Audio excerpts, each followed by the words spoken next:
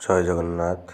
मु श्री जितेन्द्र कुमार मिश्र आपण मानू जितेन्द्र राष्ट्र एवं वास्तु चैनल स्वागत। आम पूर्व अध्याय जानी जे माणवसा गुरुवार विषय आज आम गोटे वास्तु विषय जाना। देखु आमर 12 मास मध्यरु आम क्यों मासरे गृह निर्माण कले बा गृह आरंभ कले आमको क्यों फल मिली थाए।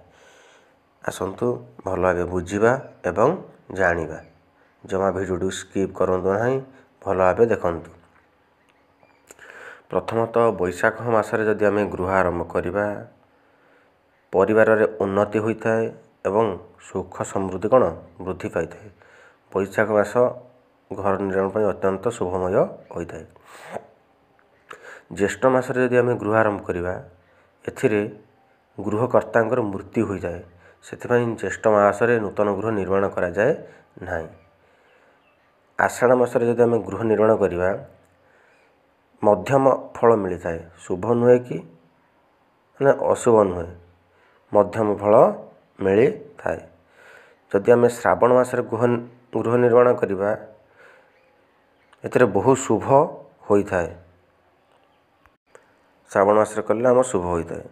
जदि आम भाद्रव मासरे नूतन गृह आरंभ करवा ताहले शुभ फल मिलवा सहित आमर बंधु सहयोग मिलता है। से घर कले बंधु मान के सहयोग करेंगे, टंका पैसा पत्र कौन साहाय्य करी थांती। आ जो मैंने भी गरीब थांती गरीब तो धीरे धीरे कौन दूर हो जाए। जदि आम आश्विन मासरे गृह आरंभ कले ताहा पत्नी भल होता है, माने स्त्री भल, किंतु परिवार मध्य सर्वदा कौन कली कजिया कलह लगी रही थाए। कार्तिक मास जदि आम गृह आरंभ करवा पुत्र प्राप्ति होता है। आरोग्य माने जो रोगी था से आरोग्य होइबे, आ कौन धन लाभर जोग अच्छी। कार्तिक मास भी घर नूतन घर निर्माण पर अत्यंत शुभ मास अटाए। किंतु पौष मासरे जदि आम गृह आरंभ करिया ता अशुभ, घर पर अशुभ। घर को गृह को सर्वदा चौर भई रही थाए, चोरी होइथिबार संभावना थाए।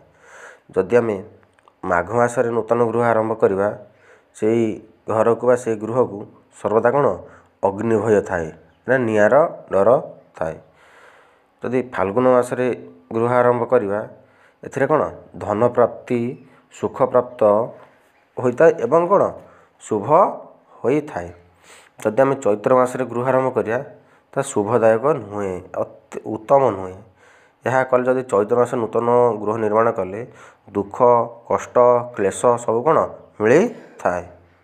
जदि आम गृह आरंभ करने पूर्व सर्वप्रथम वास्तु पूजा करवा, श्री गणेश तथा अन्यान्य देवता मानक आह्वान कर पूजा करवा, भूमि को शोधन करिया तापर नूतन गृह करवा।